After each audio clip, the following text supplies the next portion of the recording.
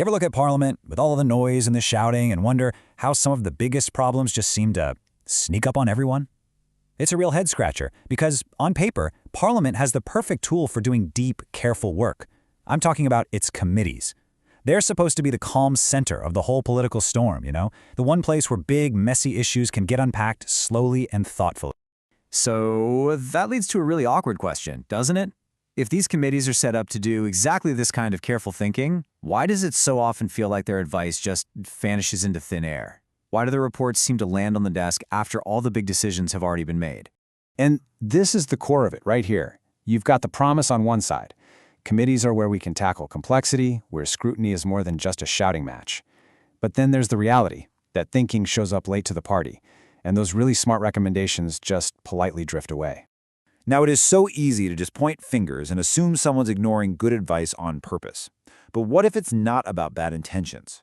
What if the real culprit here is something way more powerful and a lot harder to see? It's pressure. The constant crushing pressure of a political world that prizes speed above almost everything else. And let's be really clear about this. The committees themselves are not the problem. Not at all. They are actually doing their jobs really well. They're gathering tons of evidence, they're stress testing assumptions, and they're flagging those hidden risks you never see in the headlines. In fact, a lot of the crises that blow up later were probably spotted by a committee months or even years before. So the committees aren't asleep at the wheel. The problem is they operate inside a system that just doesn't wait around for them. It's kind of like a tortoise, carefully building its case step by step, while the rest of the political system is a bullet train hurtling towards the next deadline. The tortoise is doing its job just fine, but that train? Well, it's not slowing down. And this brings us to the big idea here, what the source material calls the mismatch of momentum.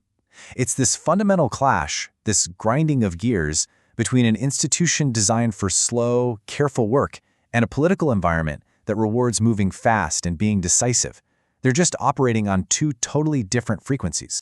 You can actually see this clash in the kind of questions each side is asking. The committee is asking, okay, but what happens if we do this? What are the unintended consequences? Meanwhile, the political system is asking, right, can we move on now?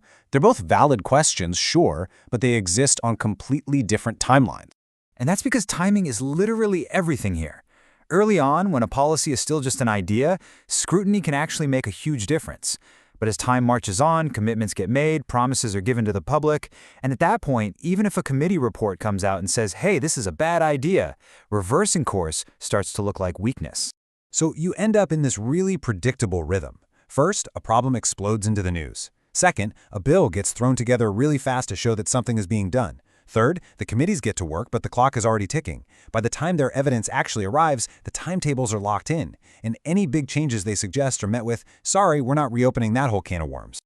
And here is a critical piece of the puzzle that's so easy to miss. The government of the day pretty much controls the parliamentary schedule. This means that the committees, these independent bodies, are basically working to a deadline set by the very people they're supposed to be holding to account. It's like telling a detective they can investigate a crime, but the main suspect gets to decide when the investigation has to end. And that dynamic causes this quiet but really important power flip.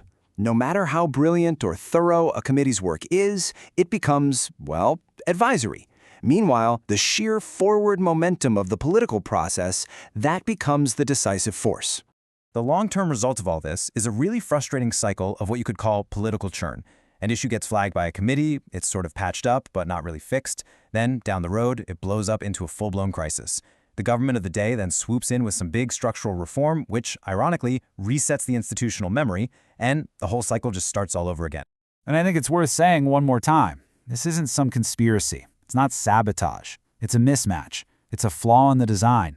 It's the friction you get when you try to mesh the slow gear of scrutiny with the fast gear of politics. So, okay, why should any of us care about this deep-cut parliamentary plumbing? Well, because when this kind of careful, evidence-based thinking gets sidelined again and again, it's not just a procedural problem. It actually starts to change the culture. It changes how people behave. Because look, politicians are smart. They learn what works and what doesn't. And they learn pretty quickly that deep, careful scrutiny doesn't always get you very far. They learn that raising an awkward question late in the game is risky. So what's the safest bet? Intervene earlier and louder. And just like that, the whole system gets nudged away from quiet deliberation and back towards performance and optics. And you know the real irony in all of this? Parliament doesn't have to go out and invent some brand new tool to fix this. It doesn't need a new gadget for long-term thinking. It already built one. It's called the committee system. The problem has never been the tool itself. The problem is that the tool has been left out in the open, totally exposed to the constant hurricane of short-term political pressure.